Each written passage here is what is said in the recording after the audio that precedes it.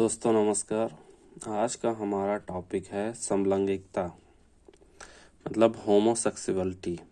आज हम जानेंगे कि होमोसेक्सुअलिटी क्या है और होमोसेक्सुअलिटी में जो अपराध होते हैं उसके क्या कारण है और लोगों के समाज के क्या विचारधारा है होमोसेक्सुअलिटी को लेके और इसको प्रभावित करने वाले कारक क्या हो सकते हैं, साथ साथ जो इसको कैसे बदला जा सकता है, लोगों की विचारधारा को कैसे बदला जा सकता है। तो आज हमारा टॉपिक है समलैंगिकता। तो आइए जानते हैं।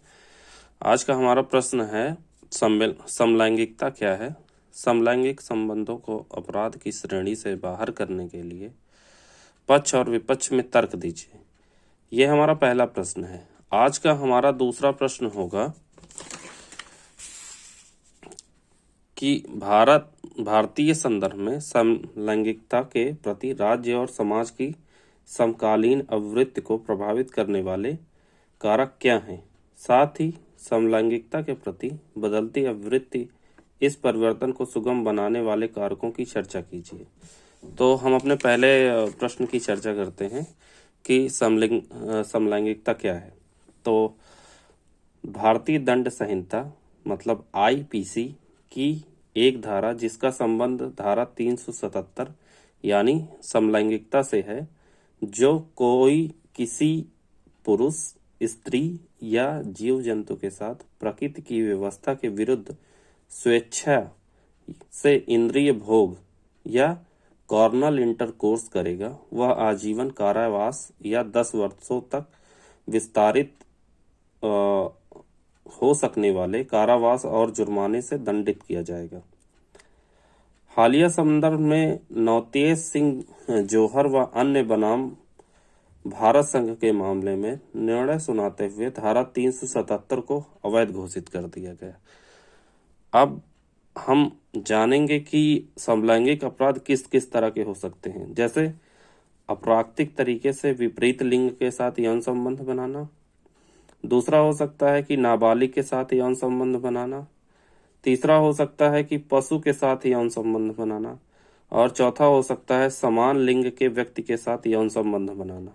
सुप्रीम कोर्ट ने इसे ही रद्द कर दिया गया। ये आईपीसी की धारा 377 के अंतर्गत आता था कि यदि कोई पुरुष या स्त्री जो है समान लिंग के साथ यौन संबंध स्थापित करती है तो अब उस पर कोई जुर्माना नहीं लगाया जाएगा या कोई दंड नहीं दिया जाएगा।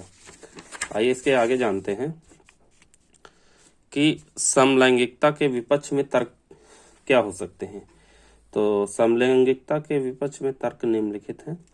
समलैंगिकता को कानूनी मान्यता प्रदान करने से विवाह व परिवार जैसी सामाजिक संस्थाएं खतरे में पड़ जाएंगी। समलैंगिकता प्रजनन जैसी प्राकृतिक व्यवस्था के विरुद्ध है। साथ ही साथ एक व्यक्ति या समाज के एक हिस्से की अपेक्षा समुदाय और राष्ट्र का हित बड़ा होता है। व्यक्तिगत स्वतंत्रता का अर्थ है अनन्यता से नहीं है। मौलिक अधिकार पर भी युक्त निर्बंधन आरोपित होते ही हैं, इसलिए धारा 377 कोई अपवाद नहीं है। अब समलैंगिकता के पक्ष में तर्क क्या हो सकते हैं। तो समलैंगिकता के पक्ष में तर्क निम्नलिखित हैं। आईपीसी की धारा 377 एक साथ कई मौलिक अधिकारों का उल्लंघन करती है। उदाहरण के लिए भारतीय संविधान का अनुच्छेद 14 समानता के अधिकार की बात करता है, जबकि धारा 377 भेदभाव को बढ़ाती है। अनुच्छेद 21 गरिमामय जीवन को सुनिश्चित करता है, तो धारा 377 के तहत किसी विशिष्ट लैंगिक उन्मुखता को अपराध मानना एक प्रकार की क्रूरता है। साथ ही साथ निजता के अधिकार को मान्यता मिलने के बाद निजी पलों में बनाए गए संबंधों को अपराध मानना गलत है। धारा 377 एक संविधान पूर्ण विधि है तथा यह उस सीमा तक स्वतः शून्य हो जाएगा जहां तक वह संविधान पश्चात विधि के विरोध में होगा। इसमें हम सुरेश कौशल एवं नाच फाउंडेशन वाद जो है 2014 में जो हुआ था उसका भी उल्लेख कर सकते हैं। हम अगले प्रश्न की तरफ बढ़ेंगे कि हमारा अगला प्रश्न है कि भारतीय संदर्भ में समलैंगिकता के प्रति राज्य और समाज की समकालीन आवृत्ति को प्रभावित करने वाले कारक क्या हैं। साथ ही समलैंगिकता के प्रति बदलती आवृत्ति और इस परिवर्तन को सुगम बनाने वाले कारकों की चर्चा कीजिए। तो आइए जानते हैं इसमें। हालांकि भारत में समलैंगिकता को निहित प्रतिबंधों के साथ स्वीकृति मिली है और उत्तरोत्तर इसके प्रति समाज और राज्य की अभिवृत्ति में परिवर्तन क्रमिक रूप में जारी है।